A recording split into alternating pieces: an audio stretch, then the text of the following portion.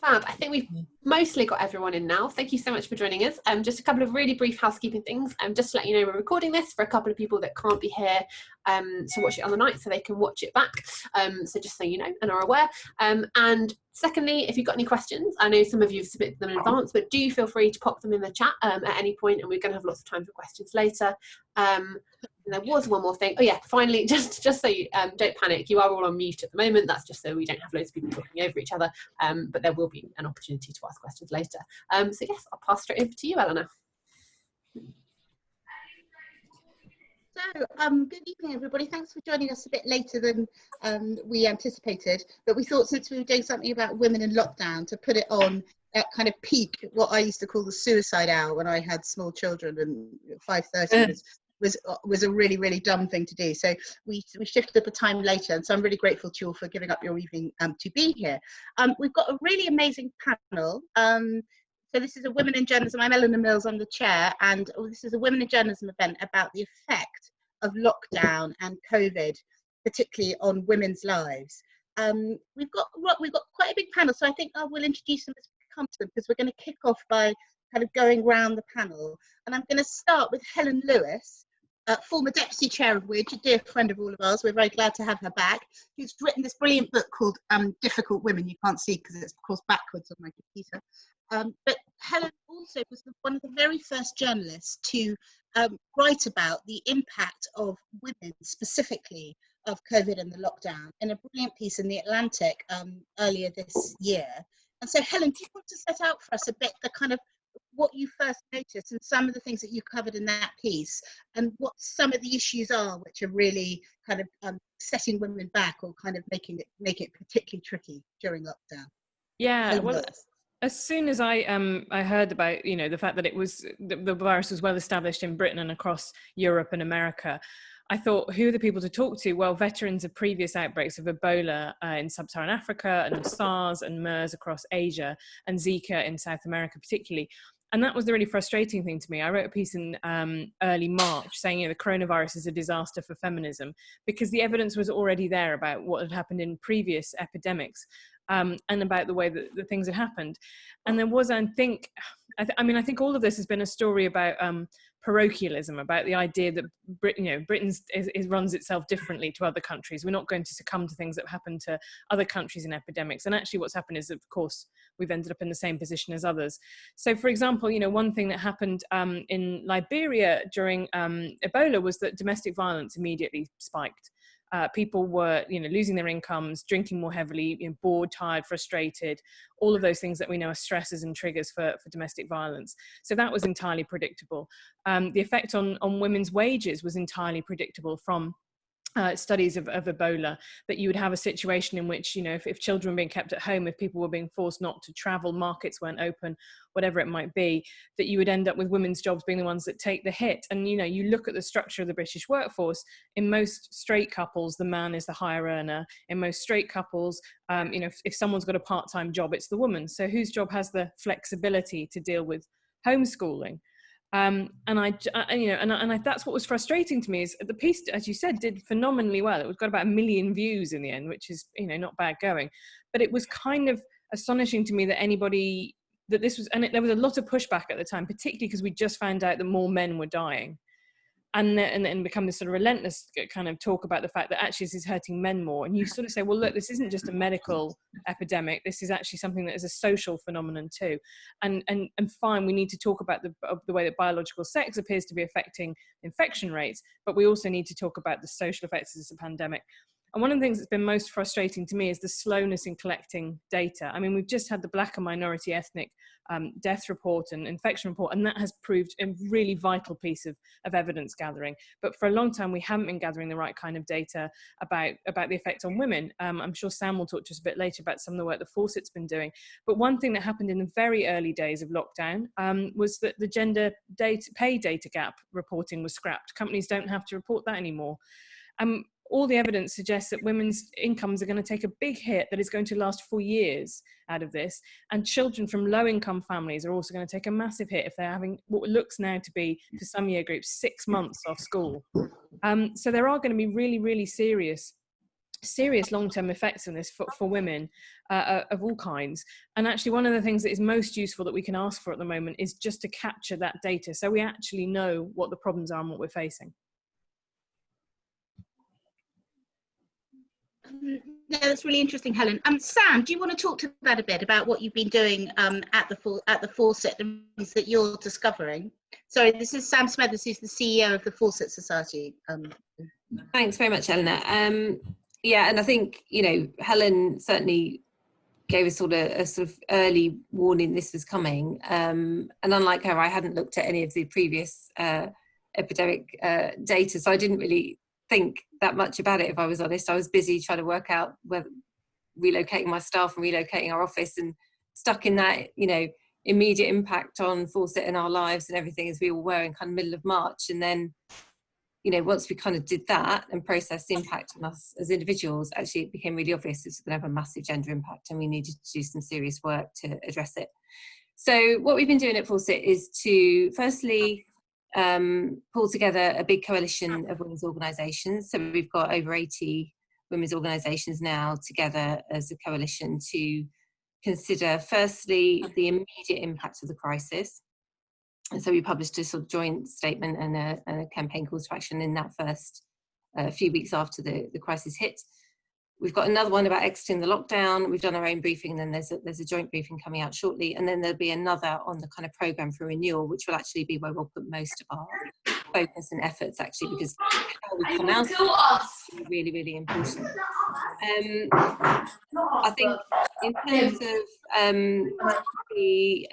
sorry, it's like put me off. In terms of the work we've been doing, we've been really focusing on data and evidence, because obviously we didn't really have that evidence at the beginning. We've had to collect it as we've gone along, and really mobilise as quickly as we possibly could to pull in that new data. So what have we found?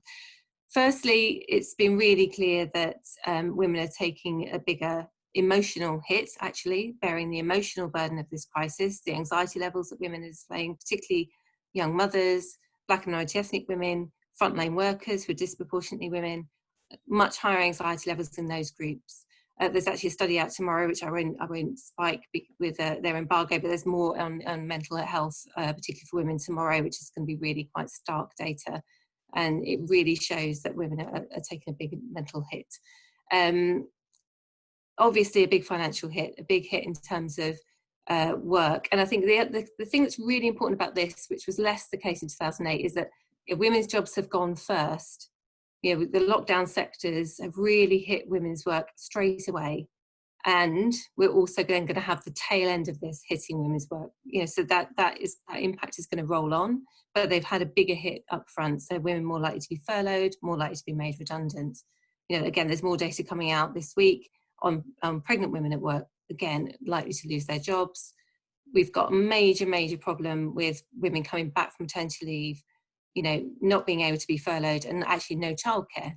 So, you know, not only are we losing shutdown sectors, women losing their jobs in huge parts of the economy, but we've also got a childcare sector that was, let's be honest, pretty bad shape before this crisis started and wasn't able to withstand it, operating at about 25% capacity in a lot of nurseries, just can't survive. As businesses, they just can't survive. So what childcare sector will we have left? You know, the Chancellor was talking about shovel-ready infrastructure, but, you know, we need a care infrastructure, we need a childcare infrastructure, but there's no concept of that in this government. And, you know, from the very beginning, this government has not paid any attention really to the impact on women, has not prioritised the impact on women. From the moment they said lockdown, they did not think about women in their homes who couldn't escape from a violent partner. They did not think about the consequences for those women. They didn't want to give them a route out. They didn't process what the gender implications of that would be. And that's been a problem all the way through. So we've been trying to make women visible, trying with our evidence and our data to do that, and profiling women's voices. We've been running also Corona diaries, actually, to capture the lived experience of women. And those are very powerful, you know, weekly evidence gathering in terms of the impact on women's lives. And I think the other group that we ought to talk about, which is really important, is all those who are shielding, who are trying to, you know, cope with managing vulnerable people in their families. Again, that's disproportionately hitting women.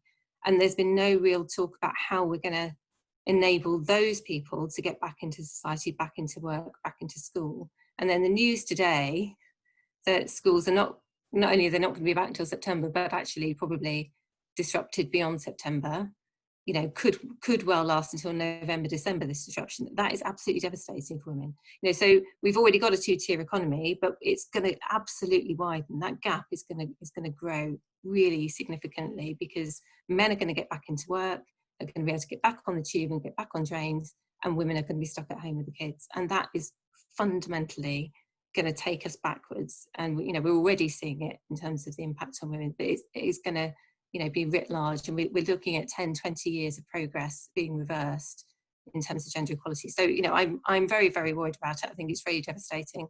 But I think there are particular groups of women who are worst impacted by this. So we published some data at the beginning of this week about Black and minority ethnic women, you know, taking a bigger financial hit, really struggling in terms of not being able to access support. So if you're a disabled Black woman, if you're an older Black woman, you're far more likely to have seen your support cut in your local area. And the requirement to actually offer support through the Care Act was removed with the COVID emergency legislation. So there are lots of vulnerable people and disproportionately disabled women who are in that position, and also caring for disabled children. So, you know, the scale of this is like something we've not experienced before. And really, you know, we've got to, I think, both across the women's sector, but also working with other partners and other voices outside the women's sector. So people like the IFS, Resolution Foundation, TUC, the CBI and others, to get them to talk about the gendered impact of this, and the need for equality impact assessments, and the need that we need to rebuild and renew going forward. Because if we don't, there's just massive consequences for women. Right, well, thanks. So what you reckon we've gone back 20 years? Well, I want to come now to Dr. Employment. So just on employment, it took us 20 years to get from 66% to 75% maternal employment. You know, I'm convinced that we'll have erased that in months. So, you know, that is what we're talking about. It took 20 years to achieve that. You know, it's really, really dire, honestly. I'm sorry to be so negative, but I just think it's going to have a huge impact. And because government isn't cited on it, isn't thinking about it, they keep making the wrong decisions and not thinking about the impact on women.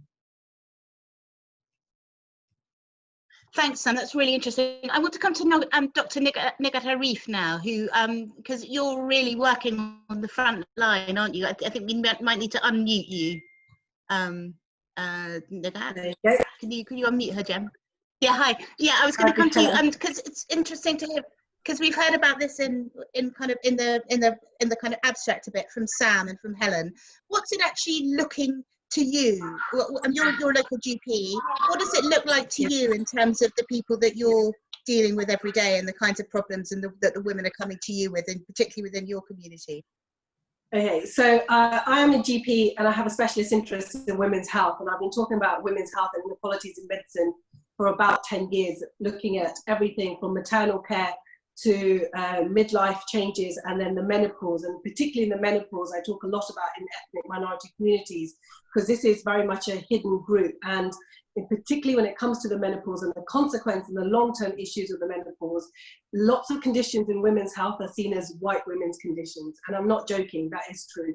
Because, for example, if you say to a woman cervical cancer, Asian women will say, well, that only happens to white women. Because if you look at all the ad campaign and all the media around it, have you ever seen a hijab wearing Asian woman going for a smear? You haven't, you hardly ever see it. So if you can't see something, you can't relate to it, so you think it doesn't happen to you. Same thing happened with coronavirus. A lot of the propaganda and the information that was coming through right at the beginning, as a GP, I was really concerned that they were missing out ethnic minority communities. And I was on social media pretty quick, saying, look, our communities, one, they don't buy into the fact that this virus is coming and how contagious it is. It was thought it's going to be nothing nothing worse than a common cold. That's what it was. And they completely didn't look into the fact that any of the information that they were putting through, is it going to be picked up by ethnic minorities? And it wasn't. There was loads of conspiracy theories that were put out, because a lot of our Asian communities will talk through WhatsApp and Facebook, and they'll have their own WhatsApp groups. And we know how easily it is to have misinformation passed. It's like Chinese whispers or WhatsApp groups. It's ridiculous. And what happened, the coronavirus hit, and I saw this as a GP on the ground, and also because I work in women's health, is that instantly as schools were closed, as Sam was saying, and as dire as it sounds, I have to agree with her, a lot of the women who are seen to stay at home, that was it. The mentality is that you revert back to the home. The woman is expected to cook and clean. And I'm not going to say that this is far removed. This is exactly what happened in my household. My husband is a solicitor. He works in the city. I work as a GP. Yes, I work part-time because we have small children. My youngest is only 2. And without a childcare and any of that available, I had to start consulting from home. But even at home, when I was consulting, he was consulting with his clients. When it came to the domesticity, so cooking, the cleaning, the homeschooling, that's the woman's role. Nighat, you do that. And it's not his, in a way, we had a few arguments, but in a way it's because he leaves the house at sort of 8 o'clock in the morning, doesn't come home till 8 in the evening, and by that time, his routine is that he sees the children, puts them to bed, and I'm with them from say 3 o'clock onwards in the afternoon. And that just got bigger and bigger, but it's unsustainable because as a woman who's educated and is able to say, look, I'm not standing for this. We have to find a harmonious balance at some point, but not all couples can. Not all couples are able to have those communication skills. So communication skills are massively tested in these times.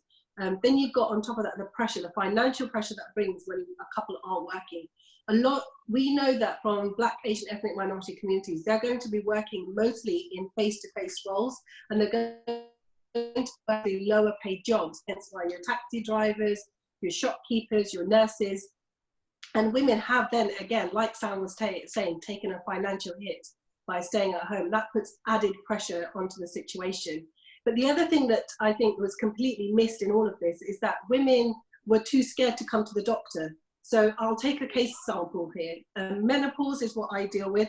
Perimenopausal symptoms, hot flushes, night sweats, irritability, vaginal soreness, urinary symptoms, irritability, anger, depression, brain fog. All these symptoms can start as young as around 40, even if a woman is having periods. Now that diagnosis of perimenopause gets missed anyway, unless you're trained in the menopause like I am.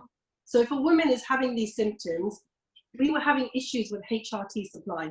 So back in October, November, December, in women's medicine, menopause supply of Everil patches HRT was a massive issue, and even to the point where we couldn't get contraception for women. All I'm saying is Viagra never runs out, but anyway, HRT runs out very quickly. But these women were suffering, and as doctors on the ground, I was really struggling to try and source medication, just basic HRT that women need in order to cope with their symptoms. And that went on and on and on, and that problem still hasn't been dealt with. In fact, even today, I was consulting today, and I was trying to desperately source Everil patches for a patient on mine.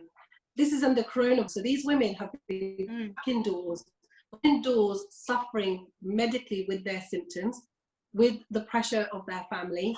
And this is something, these are basic needs that women have been missing out on, and it's a drip by drip effect.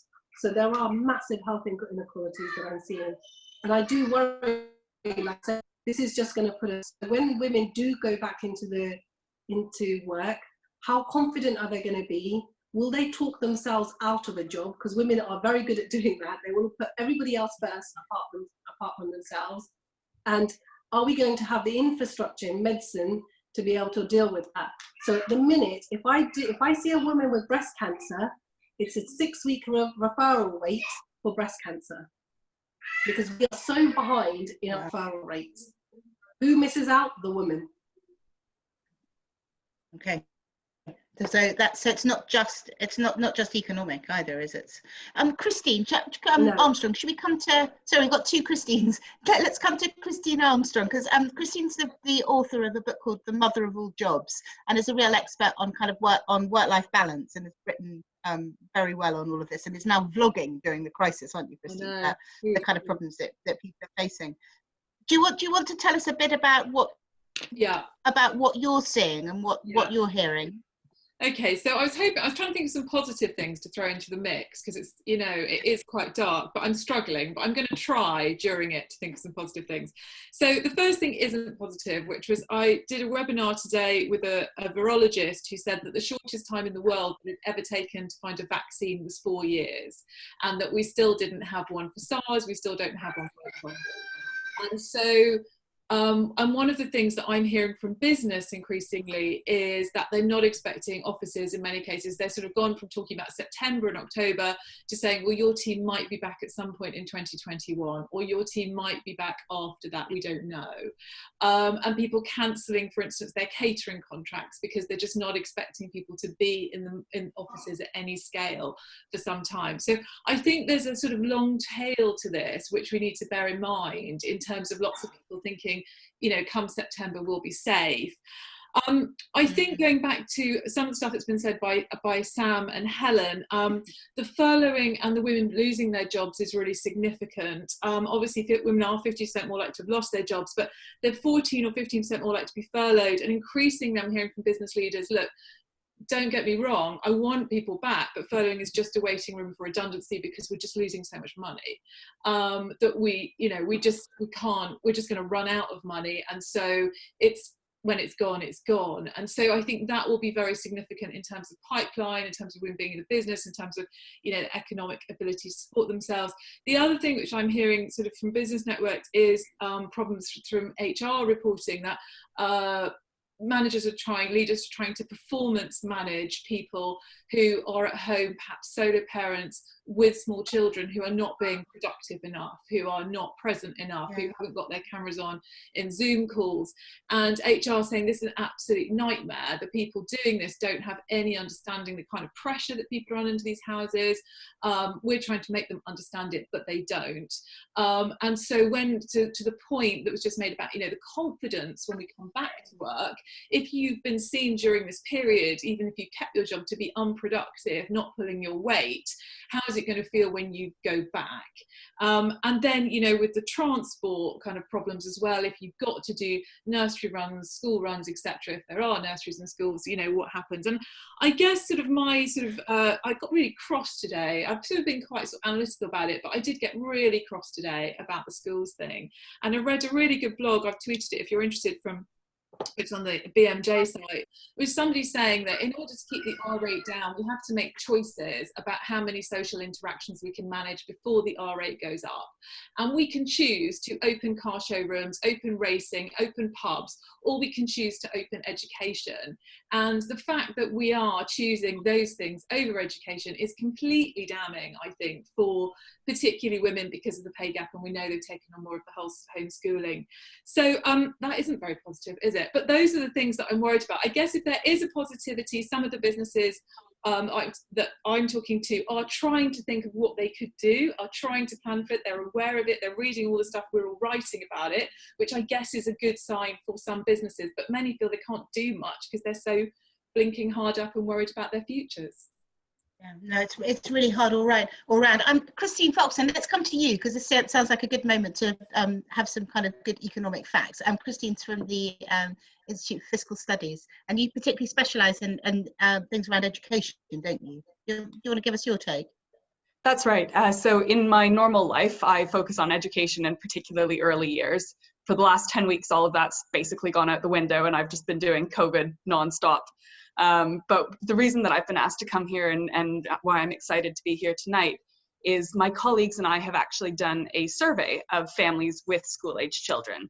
So I'm thrilled to be on a panel where the first comment made is about the need to collect accurate, timely data, because as an economist, that just warms my little heart. But that's what we went out and did. We asked about 3,500 parents in England how they and their children are spending their time during every hour of a normal weekday. And then we focused in on opposite gender couples, so mums and dads living together with these school-age kids, and really tried to ask ourselves, well, how are these parents sharing the load? And I think there's kind of two big lessons that come out from that. The first is that as we've already heard, economics matters a lot. The second is that economics isn't everything. On economics mattering a lot, this recession is going to be unlike any other recession that we've had in living memory, both in terms of how deep it is, but also in terms of the impact that it's having on women. Typically, it's men who are more likely to lose their jobs during recession. We find that mothers are 50% more likely to have lost their job permanently than fathers. Right. Even amongst mothers and fathers who do keep working, women have cut their paid working hours down by a greater share. And the kicker, the thing that's really different, is that even during the time when they are doing paid work, mothers are around 50% of their paid working hours are being interrupted by childcare. And that compares to about a third of fathers' paid working hours. So it's, you know, they're more likely to be out of work, and they're not getting the uninterrupted focused work time that they need in order to be productive and to do all of these creative roles that they've taken on. So women now have only a third as many uninterrupted paid working hours as fathers do. The second point is around economics not being everything. So the flip side to that is we also looked at how families were splitting childcare. And probably this looks likely to be the only silver lining in the whole evening. But one thing that we do find is, although women are taking up by far the greater share of childcare, so they're still doing more than dads, and they're now doing some childcare during 10 hours of every single day. The silver lining to that is fathers have actually increased the amount of childcare that they're doing by more. And so fathers are now doing some childcare during 8 hours of every day on average.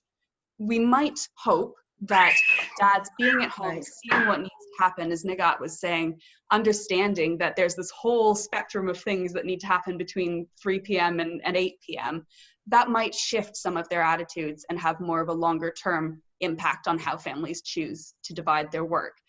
The downside to that is that even in families where economically things seem equal, or even in families where the woman earns more than her partner prior to lockdown, even in those families, women are still the ones who are taking on the brunt of these domestic responsibilities. So it's not just a story that women are less likely to be working or more likely to be part-time or the lower earners. There also seems to be something about how families are making these decisions themselves. And in fact, the only type of family where we find men and women are spending an equal amount of time on childcare and housework are families where the father has lost his job since February and the mother has kept hers. They're spending the same amount of time on domestic responsibilities. It's just that she's also doing paid work for 5 hours a day. So I think there's some really stark findings that come out of the research that we've done that really help complement a lot of what's been done by the Fawcett Society and others to build up a picture of what is happening behind these closed doors during the crisis. I think the final point that I want to make is just on how I think the pandemic has revealed how challenging it can be to design policy to try and overcome some of these issues. So we've seen in this case that childcare has been taken essentially off of the table with all of the detriment that that's having for women. But we've also seen, for example, the furlough scheme coming in, saying that you'll get reimbursed for part of your working hours, but only if you stop working altogether. And so if you look at couples where the woman is on average earning less and working less, it's kind of a no-brainer financially for those families to decide who's going to be the one who reduces their hours to 0 and takes a step away. And what we know from the literature on the gender wage gap is that making those decisions, it might feel like a short-term decision when you're making that choice, but actually this is something that has consequences lasting out 10, 15, or 20 years beyond the point where women are making the decision to take what they might think is a short-term step back from paid work. So I think I'll leave it there.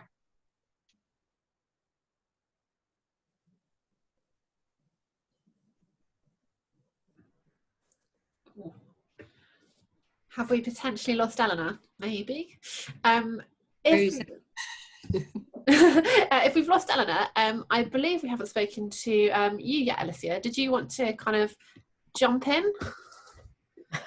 Okay, so just to introduce myself, because Eleanor's not there. Or is she back again? Are you back, Eleanor? Am I back? Anyway. Sorry, I didn't. You're back. Amazing. Sorry. You disappeared. Let me introduce you. Let me introduce you. This is Alicia Drummond, who is an expert on teenagers, highly rated as somebody to who tells parents how to deal with their teenagers. That's certainly something I could deal with some advice on at the moment. I think probably the only thing worse than having toddlers is having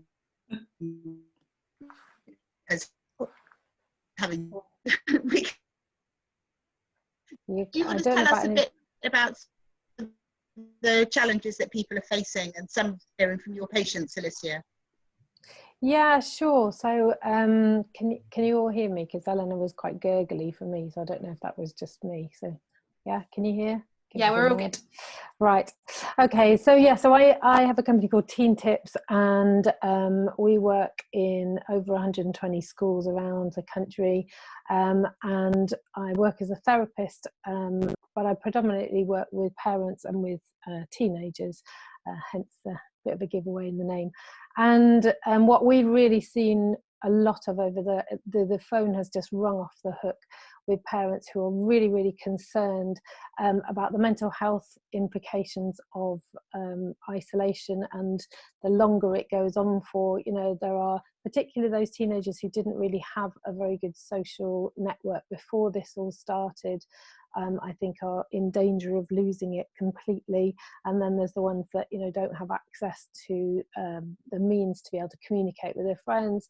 So from a mother's perspective, seeing as we're talking about the impact on women, from a mother's perspective, we've had a huge number of really, really concerned parents who are worried about all kinds of different things. So it's partly that the mental health implications of what's going on, and then there's the reintegration of their children going back into school.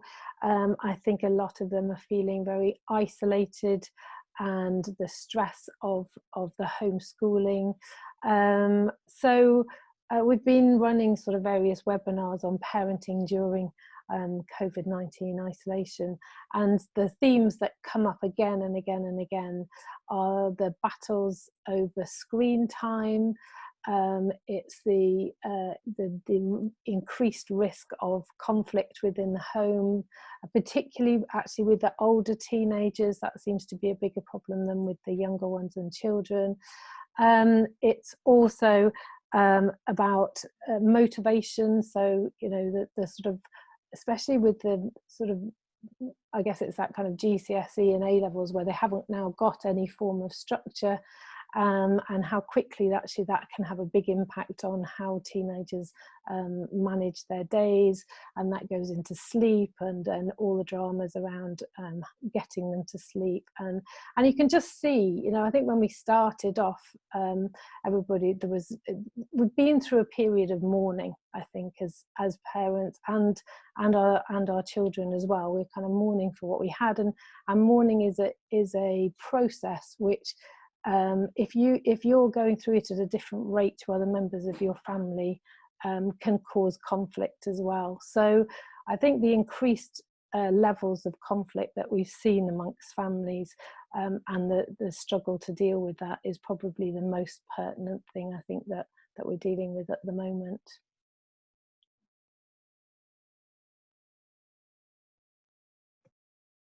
Sorry, let me unmute myself. I hope that's going to work. Yeah, can you hear me again? I think now, thanks everyone for your contributions, which have been really fascinating. I think they really give a sense of the spread and the impact of this in so many different areas of life, whether it be with teenagers who are difficult anyway, to the much more systemic kind of structural problems which are likely to dog women for really a long time to come as a result. I'd like to take some of the questions from the some of the people who are here. Jem, have you got people ready to? Yes, we should. We've got two.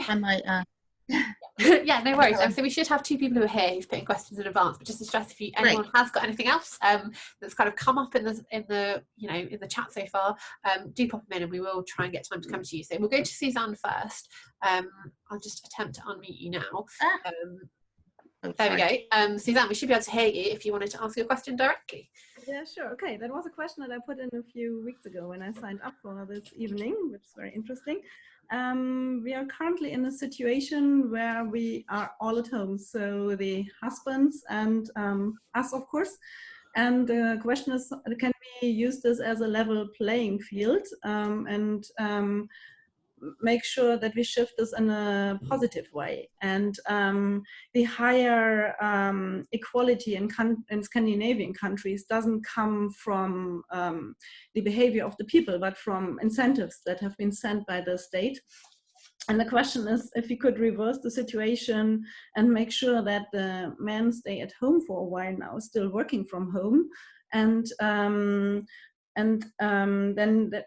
we could take the freedom again to move around and also include into our work hours that we try to fiddle around everything, business travel and any hours. And for that, I think we would probably need a government-backed sabbatical or some incentives. And this would then ensure that our societies could progress and wouldn't revert. Of course, this is a political decision and it needs a lot of movement. And I also know that in the last recession, women were very heavily brought back from the workspace, in particular the ones that were on maternity leave or had small children. And this is just a question where society wants to go now, and whether anyone who's strong enough in politics to say, oh, okay, we want a change now, would back something like this, or whether any lobby groups or groups of people would take it into their hands to promote that. Thanks, Suzanne. That's really interesting. I was going to ask actually Christine and Sam whether what kind of pickup you're getting from government on this, whether anybody's actually offering any solutions, or whether they're actually engaging with what's going on. Sam, do you want to pick that up? We're getting engagement from individual politicians, but I think from the actual kind of inner circle, that's where all the decision making is being made. You know, we're kind of sending stuff in there, but it sort of disappears into a bit of a black hole. You know, there's not much actual kind of meaningful engagement, if I'm really honest. And it's partly because they're reacting to events day to day, and they're not in control anyway. So I don't think that's you know, it is a gender blindness, but I think is a bigger problem, which is just generally how they're handling the whole crisis. Just in terms of Suzanne's question, I think we're at a bit of a sort of fork in the road, or we very soon will be, in terms of, sort of the choices we make, the policy response to this, and you know how this government chooses to rebuild the country and grow us out of this crisis, and whether it chooses to grow us out of it, but you know indeed how it chooses to grow us out of it, which is what I was saying about having a kind of coherent programme for renewal and having a very kind of broad coalition of organisations, both within the women's sector and outside the women's sector, which I think is really important, which is saying basically this is what we need, this is the programme for renewal, we must have these elements within it. And within that has to be a functioning childcare infrastructure, a parental leave system that genuinely presumes equal responsibility in caring for children. You know, there are key elements of that infrastructure we need going forward. You know, decent levels of pay and conditions. Women are disproportionately the low paid in precarious work. You know, we got women back into work after having children in the last 10 years, but we didn't get them into good jobs with decent pay. So those are the sorts of things we're going to need to change. But it's obviously a very radical programme, but the only silver lining in that is that we've had some radical responses already from government. They've demonstrated they can respond in a radical way. The furlough scheme was very ambitious. You know, there have been some big building programmes of emergency hospitals. You know, they can do it when they want to. It's just about getting them to focus on the right thing and see it as part of the solution. Are you getting a sense that there's political will or engagement to do this? I mean, which are the politicians who are engaging with you, kind of, you know, at all? I mean, that this whole decision today about not sending kids back to school till September is massively impacting on women, and yet there don't seem to be very many voices, certainly political voices, arguing about that or saying, hang on, this is a really detrimental thing. No, I think you're right. I think they're behind the curve. I think the kind of politicians who are getting it are effectively the ones outside government or in the junior positions of government. The ones in the cabinet, the ones who are really in decision-making positions who hold all the power at the moment aren't really getting it. That's the problem. You know, but you know, chairs of select committees are getting it. And some of the junior ministers are getting it. But what can we do? I mean, what can we do? I kind of get the question. Can journalists do, or what can some of the people on this call do to try and I think we need to talk to that a bit, and then let's bring Christine Farquharson on this too. Yeah, just you know, the orchestrated attempt to get Boris or, you know, Matt Hancock, whoever's doing the daily briefing, to really talk about women. You know, to have an hour of questions that was only about impact on women would be really good. You know, let's have a bit of an orchestrated manoeuvre on that. You know, equality impact assessment data. You know, they've clearly responded in a way to the Black Lives Matter demos, and in how extreme that's had to get in order to actually, you know, get some movement, get some change. So do we have to go that far? Do we need some big radical mobilization? You know, I'm beginning to think we do, you know, to actually get to be heard and get them to see the significance of all of this. So, you know, a national strike of women or something, you know, major like they did in Iceland, I don't know, but something significant has to shift. Now, Helen, do you want to come in on this? You're always good on the big picture and the big idea. What would you suggest? I think Sam's exactly right about being quite upfront about how radical the demands are. I think there's always a problem in feminist activism that kind of the mum problem is seen as just boring and isn't it sort of solved, and that's not very exciting, you know, compared to other issues that might be a bit more fun to have an argument about on Twitter. But to me, it is the absolutely fundamental one. And I say that as a woman who doesn't have kids. You know, for all the big impacts on women that I've seen, this unequal division of unpaid labour is just the biggest, and is the one that will have you know, an effect on women's life for the longest time. There are already things that, you know, organisations like Fawcett and others have been pushing for that we need to now redouble our efforts on. You know, so for example, the take up on shared parental leave is appalling, whatever it is, 2%. In Scandinavian countries have use it or lose it for the dad or same-sex partner. So which drastically changes the take-up rates. And all the evidence suggests that if you get non-birthing parents her home in the early months, then you don't get into a pattern where it's mum that is manager of child, right? And then you get one parent who, oh, you know, just tell me what needs to be doing and I'll do it. That dynamic is really lethal to women's advancement. So that kind of stuff. And the other thing is, I'm going to keep banging on about this, is we need to look at childcare as infrastructure. No man is allowed to go and stand with a bloody hard hat on next to a building site and wang on about infrastructure as if childcare isn't infrastructure. It's what allows workers to get to work. And if we want to run our economy in a way where most people need 2 incomes in order to have a reasonably decent standard of living, we know single parents, nearly half of them in poverty, 9 out of 10 of those are women, then we have to make it possible for parents to work. And the thing that this is exposed is that the patchwork of care that people are relying on. And when you take away grandparents and uncles and aunts and all that kind of stuff, that has been, you know, that's just been devastating to people.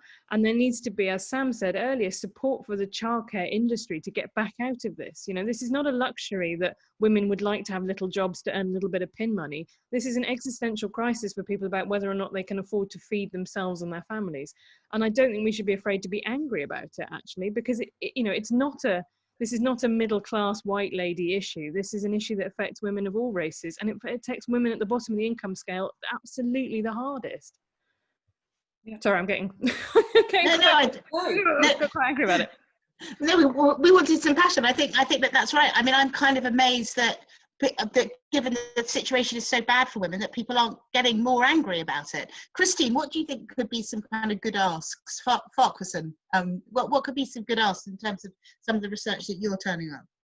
So I think before the asks, I wanted to just address the how much are politicians paying attention point.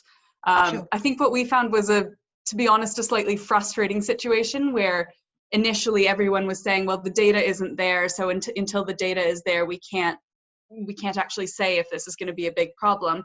And then when we put out our survey, we found that actually it got a fairly good pickup in the press, but the reaction I got from a lot of journalists and from others was, well, so what, don't we already know this? Surely everyone knows that gender gaps are going to be getting bigger during lockdown. And so I think you can't have it both ways. Where we have seen a little bit more interest is in the piece that we did on home learning during lockdown and some of the big inequalities that's starting to throw up. So it does seem to be very tied to what's the issue that's on people's minds right now and what does that mean in terms of concrete policy. In terms of policy solutions, I think this is an area where the more proposals we can put on the table, that's a really helpful thing to do. Because to be honest, the evidence both in the UK and internationally is tough to get to grips with. It's contradictory, there's bits and pieces, You know, in some countries, parental leave and mandatory parental leave for fathers has done really good things for gender equality. In other places, it really doesn't seem to have had much of a long-term impact at all. In some countries, providing subsidies for childcare is the thing that's really important for getting mothers back into the workforce. In other countries, including in England, we find that actually those subsidies, at least the way that they're designed, don't seem to be having much of an impact. I think in England, we're in some sense still stuck in the childcare. In childcare, we're stuck on deciding what it is that we want childcare to actually do. So you'll get some people and some ministers standing up and saying, childcare is to let women work, and that's why we want to have it. And so it's going to be flexible, and it's going to be cheap, and it's going to be long days, and it's going to be really accessible, and we want to prioritize this being a thing that helps working parents. You get other ministers who will stand up and say, childcare is about early education. It's about improving children's outcomes, reducing the learning gap that we're already seeing between poorer and richer students when they get into school. But the way that you design that system, the way that you design a system to meet either of those goals is really different, and in some cases is fundamentally pretty hard to reconcile. And so being in a system where we have ministers standing up and telling us that childcare is going to do both of those things at the same time magically without kind of thinking through what the case is and without thinking through the nuances of it is actually something that's led to quite a patchwork of policies, and something that makes it really difficult for a childcare system to deliver on any of those goals. Yeah, no, I think that's very true. Jem, should we try another question from? Yeah, let's. So we had one more from. written. Yeah, so we got one more from our kind of batch that was submitted in advance. We've got a couple more in the chat as well. So we'll go to Samantha next. Okay, cool. Let me just unmute you, and then hopefully you should be able to ask that yourself. 2 seconds. If not, we will go to another one. Oh, here we go. Oh. There we are. We can hear you. Great. One of the things is, so I lost loads of work, and basically I went from earning probably about 70 grand a year to absolutely nothing on like the 12th of April. So my husband earns a lot more money than me. So he works in tech. So basically there was no sense for me to try and pursue work. So I've been at home, homeschooling my 7-year-old. My eldest gone back to school. And I've been getting so, I just wanted to tweet and say, I want to start a housework strike. I think this work, it's not paid for. And my argument has always been housework, we're now, you know, NHS work is not that housework can be comparable to what the NHS is doing or any of the carers. But I think if housework was seen as something that was valued in our capitalist society, if it was paid for, I don't know how you would do this, but I thought if somehow it was valued as something, looking after children and seen as an investment, like we see so many other things as an investment, could that be part of the solution to this kind of like childcare thing? And I don't know if I'm sure there's probably been studies, I just haven't seen any on it, about somehow how the value of women, and our value is, you know, housework has to be done, children have to be looked after, you know, and not everyone wants a career, although I do. But obviously I'm having to do this, and sorry, that's my question in a nutshell. Sorry, not very good for a journalist, not very succinct, sorry, but it was about the value of housework, and if we were able to put a value on it, somehow it would that make the government think about it, and how you would do that, I just don't know. It's just something that I've been thinking about every day, not all the time. I'm going to come to Helen Lewis on this, because there's a really good chunk in her book about wages for housework, because this has been a long battle of the feminist movement. You know, this is not really something new, but Helen can tell you all about it. Yeah, I ended up writing about the time chapter, my book about Selma James and the 70s activists who ran a campaign called Wages for Housework. And they were pretty overtly Marxist. You know, all their rhetoric is about, you know, the capitalist breathing down your neck.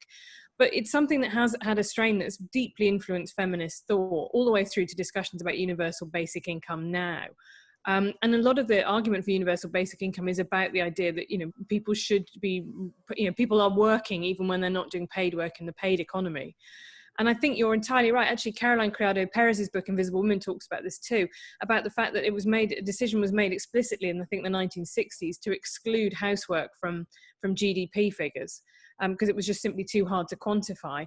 And I think that part of recognizing it is, is about getting it into the official statistics, about the fact that even when women aren't working, they're not sort of sitting around on their chaise longues eating kind of swan pate and stuffing on cigarette holders. They're often doing longer hours than you would be allowed to do in a paid job. And I think the only solution to that really is a fundamentally more generous benefit system. I mean, one of the problems I've always had with UBI is the fact that it treats, a single man aged 20 the same as a single mother of 3 kids. And what we need to do is make the case that actually, people need to live on more than poverty wages, which is where, lots and lots of people will be getting their first universal credit payouts in the last couple of months, and far more to come in the next couple of months that are following now. And they're going to realize quite how low that is set compared to other social democratic countries. We do not actually have a particularly generous benefit system, particularly for people with children. And again, I think, you're right. It is fundamentally a shift in how we think about care, and the way that people, often professional couples, have dealt with it is by simply paying someone else to do it. And it's, there's Mariana Mazzucati says, it's mad that when a man marries his housekeeper, GDP falls, right? Because it moves from being the paid economy to having a wife who now does it for free. And we do need to make the case for unpaid care to be valued. And the place really that needs to happen is, in my opinion, in the benefit system, in the way that the state recognises that women are providing an unpaid subsidy to capitalism, to companies' profits. And that's when I start to sound a bit Marxist. So I'll hand back to Eleanor before I start singing the Internationale.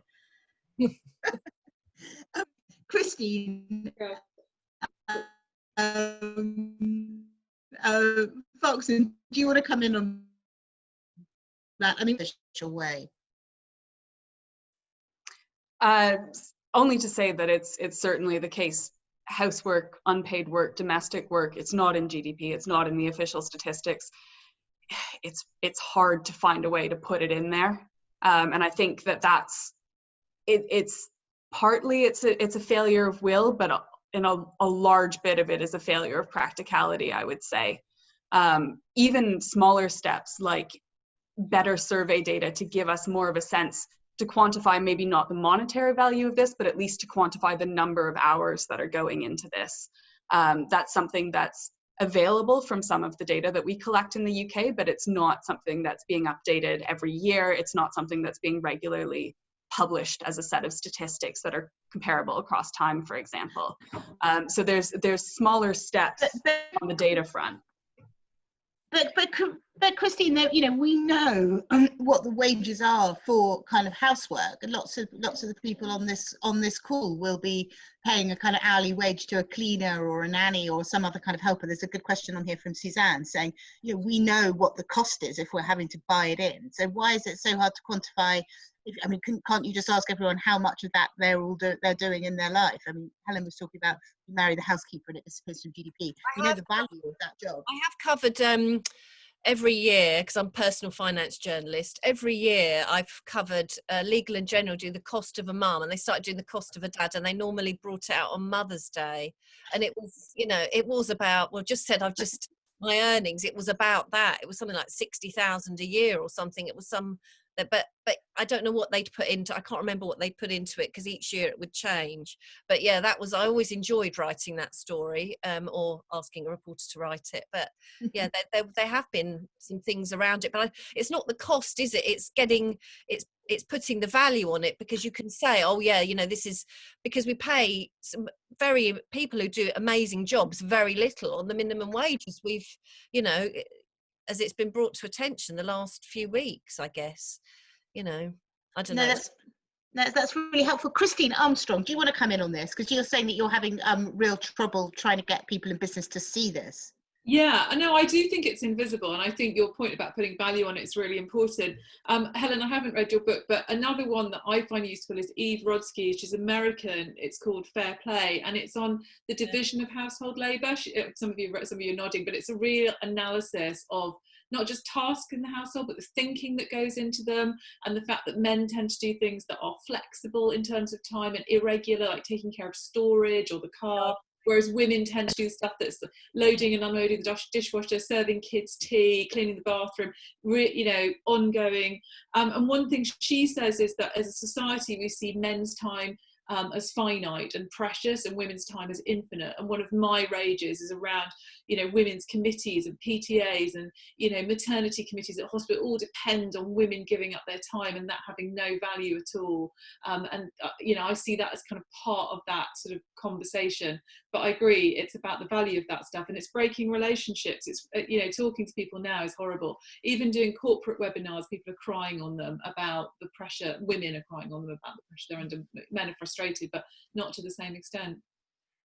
And can I just come in on it, because I just wanted to say a couple of quick things. One is in terms of the benefit system, I completely agree with Helen that we need to address, you know, the issue of supporting women, particularly supporting carer roles through the benefit system. What we want to see is a significant increase in child benefit, and particularly at this moment when families are feeling under huge pressure, parents pick up additional costs of having children at home, free school meal support isn't being extended through the summer holidays, you know, so low-income families are really struggling to feed their children. Ending the 2-child limit, you know, it's an absolutely pernicious policy to have a 2-child limit in place. You know, I have 4 children, I love them all, you know, I wouldn't want to be told that I can only care for 2 of them. So it's really, really fundamentally important that we get rid of that. I'm personally not a great fan of the Wages for Housework campaign. I think, you know, we spent 50 years trying to get out the home. I don't want someone paying me to stay in it. But I get the point about valuing care, and we need to quantify it and put it in GDP. But I think there are some real costs and consequences to women of, you know, going down that route, if you think about it.